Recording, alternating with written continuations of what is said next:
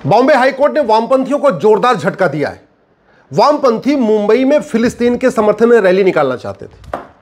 Police से permission मांगा कि हम आजाद मैदान में फिलिस्तीन के समर्थन में रैली निकालेंगे। पुलिस ने अनुमति नहीं दिया। चले गए मुंबई हाईकोर्ट, एक बड़े वकील को हायर कर लिया और बोला जी हमको परमिशन दो, हम फिलिस्तीन के समर्थन में रैली निकालेंगे। उसके बाद तो बॉम्बे हाईकोर्ट की डिवीजन बेंच ने ऐसा सुनाया कि मुझे लगता है अगले 10-20 साल तक वामपंथी दोबारा कोर्ट नहीं जाएंगे।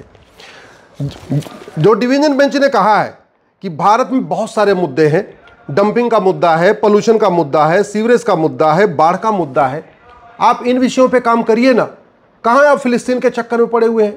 आप भारत के मुद्दों पे अपना काम करके अपनी देशभक्ति दिखाएं। और यहाँ तक के कह दिया कि आप तो अदूरदर्शी हैं, इसका मतलब आपके अंदर दूरदर्शिता नहीं है।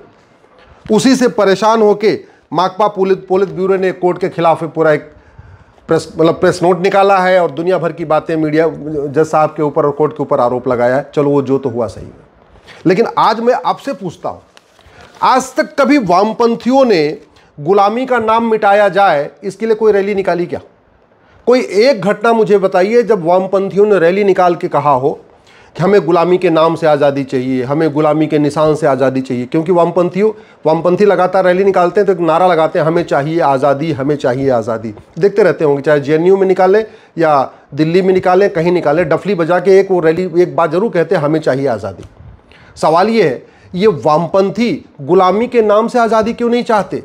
ये वामपंथी गुलामी के निशान से आज़ादी क्यों नहीं चाहते? ये वामपंथी गुलामी की कुरीतियों से आज़ादी क्यों नहीं चाहते? ये वामपंथी गुलामी की कुप्रथाओं से आज़ादी क्यों नहीं चाहते?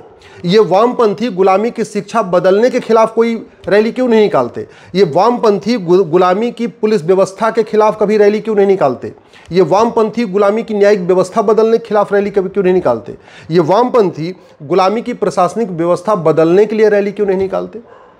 ये वामपंथी गुलामी की टैक्स व्यवस्था बदलने के लिए रैली क्यों नहीं निकालते?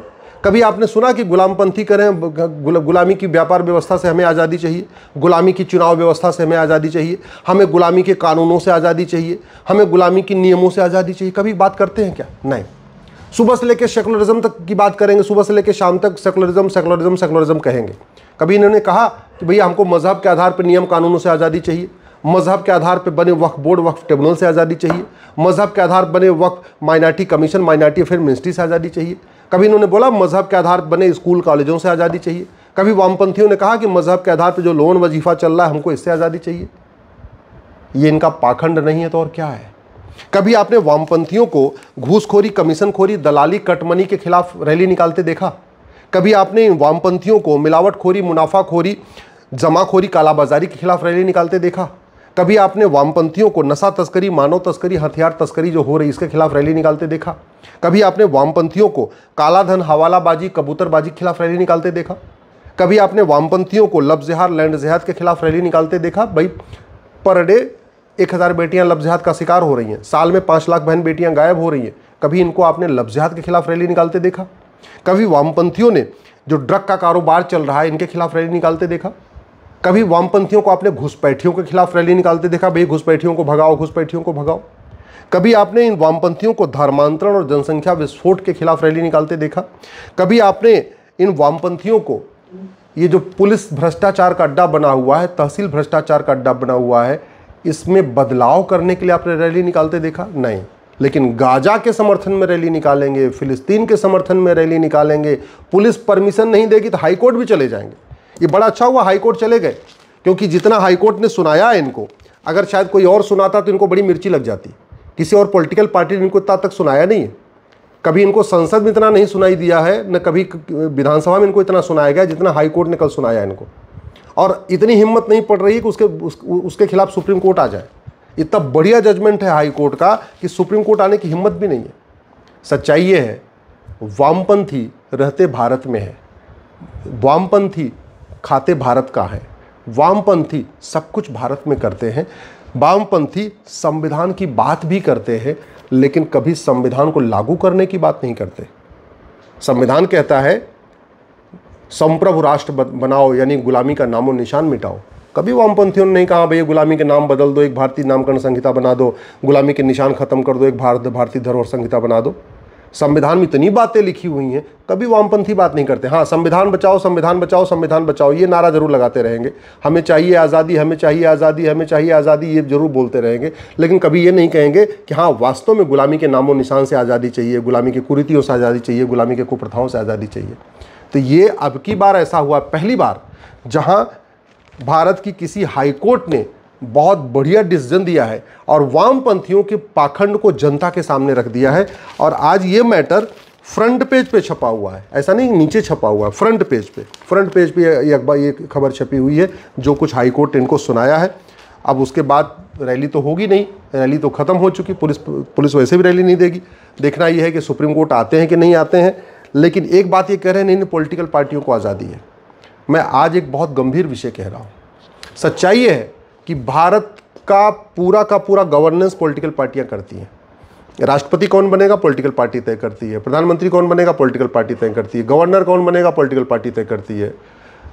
विकास की योजनाएं कौन बनाएगा, ये पॉलिटिकल पार्टी कैसी होंगी, पॉलिटिकल पार्टी तय करती है। पॉलिटिकल पार्टी मैनिफेस्टो तैयार करती है। एक तरीके से आप देखिए, सांसद कौन बनेगा, उसका टिकट पॉलिटिकल पार्टी तय करती है। विधानसभा में कौन जाएगा, उसका टिकट पॉलिटिकल पार्टी तय करती है। पूरा का पूरा देश पॉलिटिकल पार्टियां चलाती हैं। लेकिन आपको जान के आश्चर्य होगा कि पॉलिटिकल पार्टियों के लिए कोई नियम कानूनी नहीं है, पॉलिटिकल पार्टियों की कोई अकाउंटेबिलिटी नहीं है। पॉलिटिकल पार्टियां चांद तारे लाने का वादा कर दें और न कर पाएँ तो उनकी मान्यता रद्द करने का कोई प्रावधान ही नहीं है।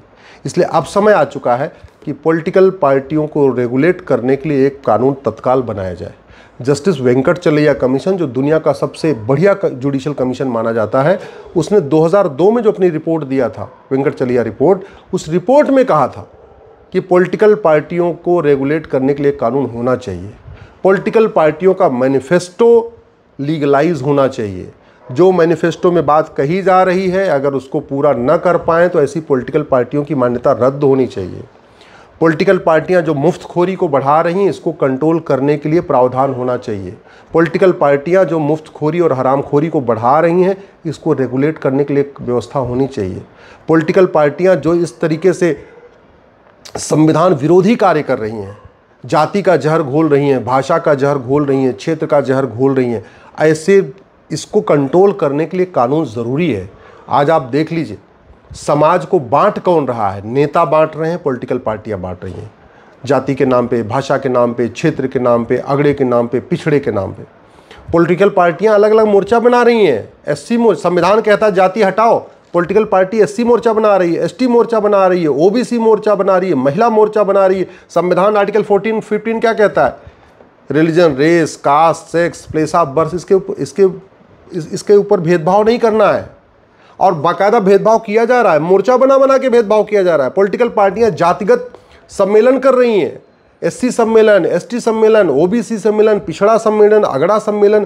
तो जो कुछ संविधान में लिखा हुआ है, पॉलिटिकल पार्टियां उसकी धज्जियां उड़ा रही हैं।